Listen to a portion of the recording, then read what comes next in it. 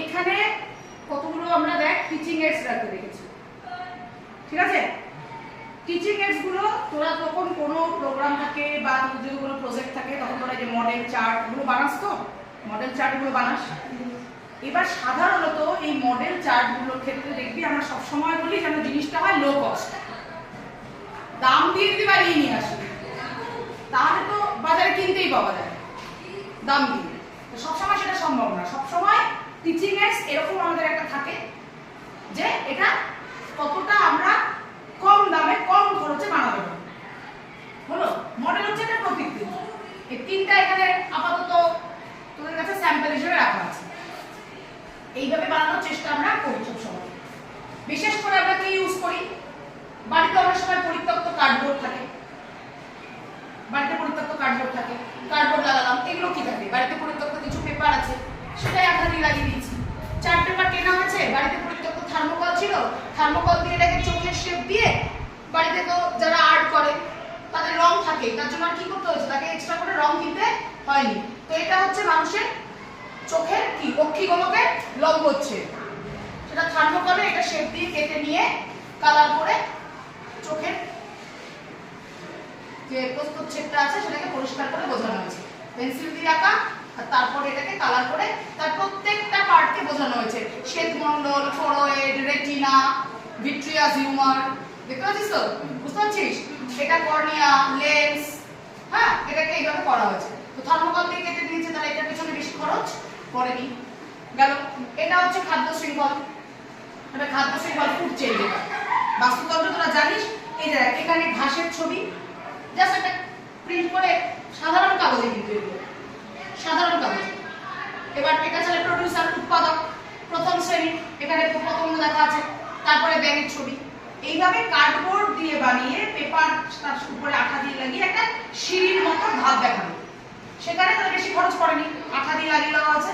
এবার তারপর সেই খাদ্য শৃঙ্খলটাকে ঘাস, এখানে কীটপতঙ্গ, ব্যাঙ, সাপ, ময়ূর, আর লাস্টে সর্বোচ্চ খাদ্য হিসেবে বাঘের ছবি লাগিয়ে দেওয়া হচ্ছে। তাহলে এটার পেছনে বেশি খরচ পড়ছে না, আর এবং খুব সহজে আমরা এটাকে কি করতে পারবো, বানাতে পারবো। একইভাবে খাদ্য শৃঙ্খল যদি আমরা আরো লো কস্টে করতে চাই তাহলে কি করেছি, এখানে যেমন প্রিন্ট করতে হচ্ছে কিছু বড় প্রিন্ট আছে, তাই তো? এবার এটাকে কি করেছি, যে আর্ট পেপার থাকে এবারে সেই আর্ট পেপারটাকে এভাবে দেখিয়ে কাটাকাটি কেটে নেওয়া হয়েছে, মোম রং দিয়ে রং করা হলো। এটাও আর্ট পেপারে, গাছটাকেও আর্ট পেপারে বানানো হয়েছে, ঠিক আছে? সেটাতে রং করে দেওয়া হয়েছে, জাস্ট একটা কাঁচি দিয়ে এটাকে আটকে দেওয়া হলো, ঠিক আছে? আর এই প্রিন্টগুলো, এই কীটপতঙ্গ, ব্যাঙ, সাপ, তারপরে বাজ পাখি, এই যে খাদ্য শৃঙ্খলটা দেখানো হচ্ছে, এটাও ছোট ছোট এই যে পেছনে থার্মোকল আর কার্ডবোর্ড দিয়ে কাঁচি দিয়ে দিয়ে দিয়ে আটকানো। তাহলে এটার পেছনেও আমাদের খুব একটা খরচ পড়ছে না। তাহলে এবারে দু রকম খাদ্য শৃঙ্খলের, এটা হচ্ছে মডেল আর এটা হচ্ছে চার্ট। এইভাবে আমরা ইউজ করে কি বানাতে পারবো, লো টিচিং এইডস, মানে পড়াশোনায় যে আমরা ব্যবহার করছি কোনো মডেল বা চার্টকে প্রতিকৃতি হিসেবে দেখানোর জন্য, সেটার খরচটা আমরা কি করতে পারছি, তাহলে কমিয়ে জিনিসটাকে বানাতে পারবো। বুঝা গেল? তাহলে এইভাবেই আমাদেরকে এই জিনিসগুলোকে বানাতে হবে, ঠিক আছে?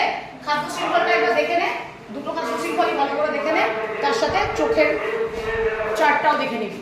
চার্ট বা মডেল আমরা এইভাবেই তাহলে কম খরচে বানিয়ে নিতে পারছি। বোঝা গেল? এখানে আমরা হার্টে মডেল তৈরি করেছি।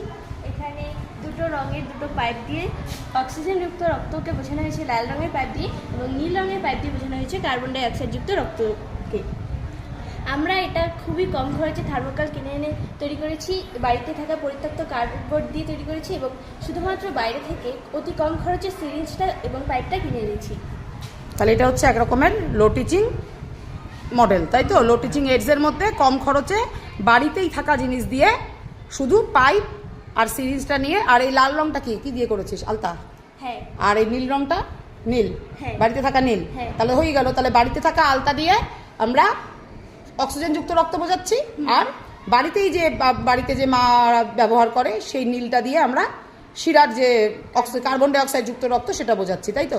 এটা গেল, এটা একটা লো টিচিং এইডস, ঠিক আছে, খুব সুন্দর। আচ্ছা, আর একটা লো টিচিং এইডস দেখাচ্ছি আমি দুটো। এই একটা low teaching aids, low price teaching aids, low teaching aids তো নয়, লো প্রাইস টিচিং এইডস। এখানে রাখ, এই যে প্রতিবর্ত ক্রিয়ার যে পথটা, প্রতিবর্ত ক্রিয়ার যে পথটা, প্রতিবর্ত ক্রিয়া বলতে কিভাবে স্নায়ুতে আমরা গ্রাহক কোনো ইম্পালসকে গ্রহণ করছে, তারপরে সেটা স্পাইনাল কর্ডে পাঠাচ্ছে এবং তারপরে সেই হিসেবে ইফেক্টার বা কারক কাজটা করছে, তাই তো? কীরকম সেটা? ওই যে গরম কিছু হাতে ছ্যাঁকা লাগলো বা পায়ে কাটা বিঁধে গেল, প্রতিবর্ত ক্রিয়ার যে পথটা সেটাই। এটা আমরা শুধুমাত্র থার্মোকল আর ওপরে চার্ট পেপারকে লাগিয়ে এখানে পেপার, শুধু পড়ে থাকা পুরনো পেপার দিয়ে এই জিনিসটা, এটাও আমরা কম খরচে এইভাবে বানিয়ে নিতে পারছি প্রতিবর্ত ক্রিয়ার বিভিন্ন অংশ, তাই তো? এই যে এখানে দেখাচ্ছে সুচ ফুটে গেছে, সুচ ফুটেছে কোথাও হাতে বা পায়ে, সেটা যাচ্ছে এই যে স্পাইনাল কর্ডে, সেখান থেকে আবার ব্যাক করে ইফেক্টারে আসলে পরে মাসেলের মধ্যে আসলো। তো সেই মাসেল কি করবে বা পেশি কি করবে? হাতে ফুটলো বা পায়ে ফুটলো সেই অংশটাকে সরিয়ে নেবে। তাহলে এটা একটা গেল লো প্রাইস টিচিং এইডস, ঠিক আছে, মডেলের মধ্যে। আবার এখানেও আছে, এটাও বাড়িতে থাকা থার্মোকলের মধ্যে অনেকগুলোই আছে, দেখা যাচ্ছে এখানে। এটা পড়ে যাচ্ছে, একটু ধরতে এটা কেউ। হ্যাঁ, এই যে এখানে এটা কি? এটা ম্যালপিজিয়ান কর্পাসেল, তাই তো? নেফ্রনের ম্যালপিজিয়ান কর্পাসেল। থার্মোকল কেটেই শুধু ওপরে পেপার আর পেপারটার ওপরে রং করে না, গ্লোমেরুলাস আর বাউমেন ক্যাপসুল, ঠিক আছে? গ্লোমেরুলাস আর বাউমেন ক্যাপসুল। কেউ একটা ধর, আমি দেখাচ্ছি। এই যে এটা অন্তর্মুখী ধমনিকা, এই যে বহির্মুখী ধমনিকা, এটা হচ্ছে বাউমেন ক্যাপসুলের পুরো অংশটা, আর এটা হচ্ছে গ্লোমেরুলাসের জালটা, তাই তো? এটাও থার্মোকল আর পেপার দিয়েই হয়ে যাচ্ছে।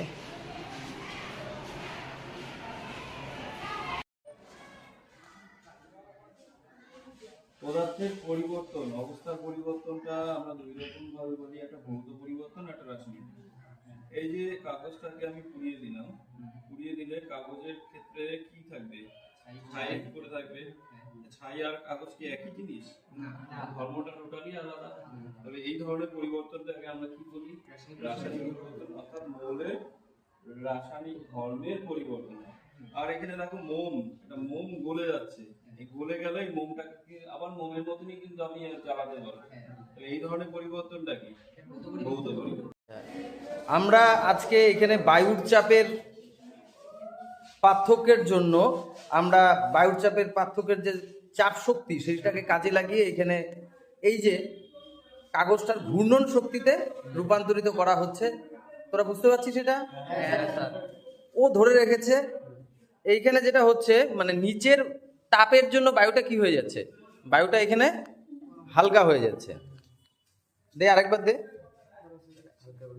বায়ুটা নিচে হালকা হয়ে যাচ্ছে আর ওপরের বায়ুটা কি থাকতেছে? ভারী থাকতেছে। তাহলে এখানে কি হবে? একটা বায়ুর চাপের পার্থক্য ঘটবে। এই বায়ুর চাপের পার্থক্যের জন্য আমরা কি দেখতে পাচ্ছি? যে এইখানে কাগজটা ঘূর্ণন হচ্ছে, মাঝখানে দিতে হবে। তাহলে এই যে যন্ত্রটা আমরা এখানে ক্লাসে বসেই বানালাম এবং এই যন্ত্রের সাহায্যে আমরা বায়ুর চাপের বিষয়টাকে, বায়ুর চাপের পার্থক্যের বিষয়টাকে বুঝতে পারলাম। আমার কথাটা বোঝা গেল? আরেকবার আমি একটু দেখতেছি।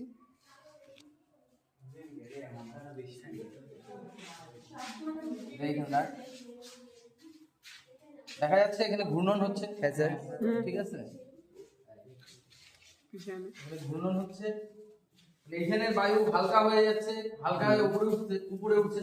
তোরা ভূগোলে বা ভৌত বিজ্ঞানের দোকানে আমরা পড়েছি যে বায়ু হালকা হলে কি হয়? উপরে উঠে। এই যে বায়ু উপরে উঠছে হালকা হওয়ার জন্য, তার জন্য এখানে একটা কিন্তু বায়ু প্রবাহ হচ্ছে ঊর্ধ্বমুখী। সেই বায়ু প্রবাহের ধাক্কায় এখানে কাগজটা কি হচ্ছে? ঘুরছে।